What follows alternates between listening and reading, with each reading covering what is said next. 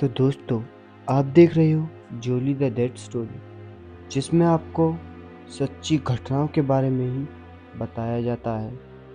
तो दोस्तों, जैसा कि हमने पिछले पार्ट 1 में और आज हम आपके सामने पार्ट 2 को लेकर आए हैं, जो कि बहुत डरावना है। तो दिल थाम कर बैठें, क्योंकि दोस्तों यह कहानी इससे आगे बहुत ही डरावनी होने वाली है। तो चलो चलते हैं कहानी की ओर। तो जैसा कि हम आपको बता चुके, जो उस बस के ड्राइवर और कंडक्टर मुझे कुछ बताने को तैयार नहीं थे और बहुत ही ज़्यादा घबराए हुए थे, और मैं मन ही मन कुछ और सोच रहा था, क्योंकि मुझे उस स्थिति को देखकर उनकी बातों पर बिल्कुल भी यकीन नहीं हो रहा था।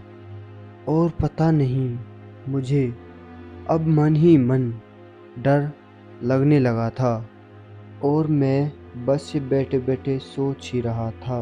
और उसी समय बस खुद ब खुद उसी डरावने हाईवे पर वहीं रुक जाती है, और बस को रुकता देख हम तीनों के रोंगटे खड़े हो जाते हैं। सुनसान रास्ता, सर्दियों का समय, इतना कोहरा, ऊपर से रात के 12:30 बज चुके थे, और मैं पूरी तरह से डर गया था। बस को रुकने के बाद ड्राइवर और कंडक्टर, उन दोनों के चेहरे एकदम लाल पड़ चुके थे, और वो इतने घबराए हुए थे कि कुछ समझ ही नहीं आ रहा था। और मैं उनसे कुछ पूछ रहा था, लेकिन वो कुछ बताने के लिए तैयार नहीं थे। और तुरंत बाद मुझे वहाँ से एक आवाज़ लगाई जाती है, जो कि एक लड़की की आवाज़ थी, और वो मुझे अपने पास बुला रही थी। और वो लड़की बस से कुछ दूरी पर खड़ी हुई थी, जिन्होंने सफ़ेद कपड़े पहने हुए थे, और उनके हाथ में एक बच्चा भी था, जो कि बहुत ज़ोर से रो रहा था। मैं तुरंत उसे देखकर उसकी मदद करने के लिए जैसे ही उतरने वाला था, तुरंत बस के ड्राइवर और कंडक्टर ने मुझे रोक लिया। मैंने बोला, भाई क्या हुआ? मुझे उस बेचारी औरत की मदद करनी है। तो उस बस के ड्राइवर, जो कि बहुत ही घबराए हुए थे, उन्होंने मुझे ना चाहते हुए भी बताया कि साहब, यह एक आत्मा है, और तुम इस बस से बाहर बिल्कुल भी मत निकलना। दोस्तों, इतना सुनते ही मेरे पैरों तले जमीन निकल गई, मेरा चेहरा पसीनों से भर गया, और शरीर कांपने लगा। और उन्होंने मुझे पूरी बात को बताते हुए कहा, साहब, यह एक औरत और इसका घरवाला और इनका एक 2 साल का बच्चा, इनकी नई नई शादी हुई थी, और ये कहीं घूमने के लिए बाहर जा रहे थे। सर्दियों का यही टाइम था, और इसी तरह से धुंध पड़ रही थी, और इनकी कार एक ट्रक से जाकर टकरा जाती है, जो कि ट्रक वाला इनकी कार को टक्कर मार के वहाँ से भाग जाता है। और उसी टाइम इनके बच्चे को ज़्यादा चोट लगने के कारण वहीं पर उनकी मौत हो जाती है, और इनके पति की ज़ोर ज़ोर से सांसें चल रही होती हैं, और ये अपने पति को किसी तरह से गाड़ी से निकालकर सड़क के किनारे ले आती है, और खून से लथपथ सड़क पर हेल्प मांगने लगती है। और रात का टाइम था, और धुंध भी काफ़ी ज़्यादा पड़ रही थी, और कोई भी इनकी मदद के लिए वहाँ नहीं रुकता। और ज़्यादा ब्लड निकल जाने के कारण उनके पति की वहीं पर मौत हो जाती है, और वो भी गुस्से में आकर अपने आप को वहीं पर जलाकर मार लेती है।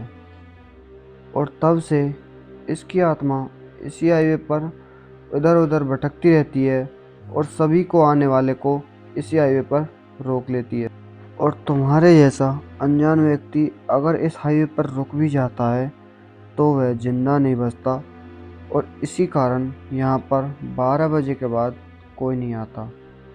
और इतना सुनते ही मेरे होश उड़ गए, मेरे पूरे शरीर में रोंगटे खड़े हो गए और मैं बहुत डर गया था।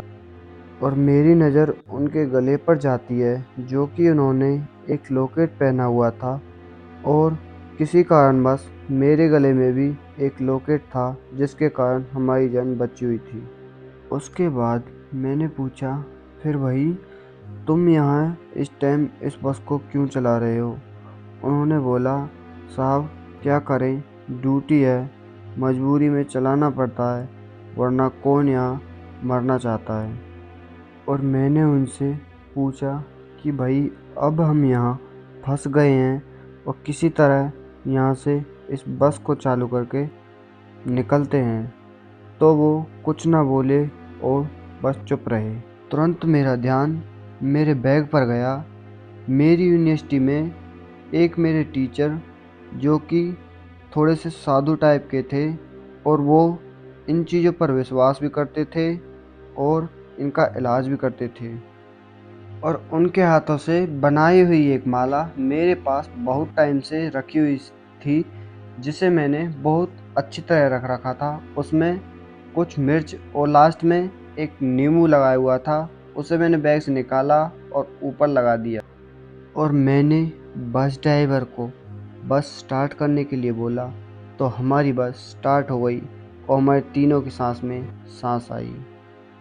और कुछ हद तक हमारा तीनों का डर दूर हुआ, और वह औरत भी अब बस के सामने से हट चुकी थी और हम वहाँ से चल दिए थे। और इस तरह हम अगले गांव में पहुँच गए और हमें थोड़ी राहत की सांस मिली और हमारी जान बची। और सुबह के 6 बज चुके थे और फाइनली मैं अपने घर भी पहुँच चुका था, और सारे घर वालों को मैंने इस सारी कहानी के बारे में बताया।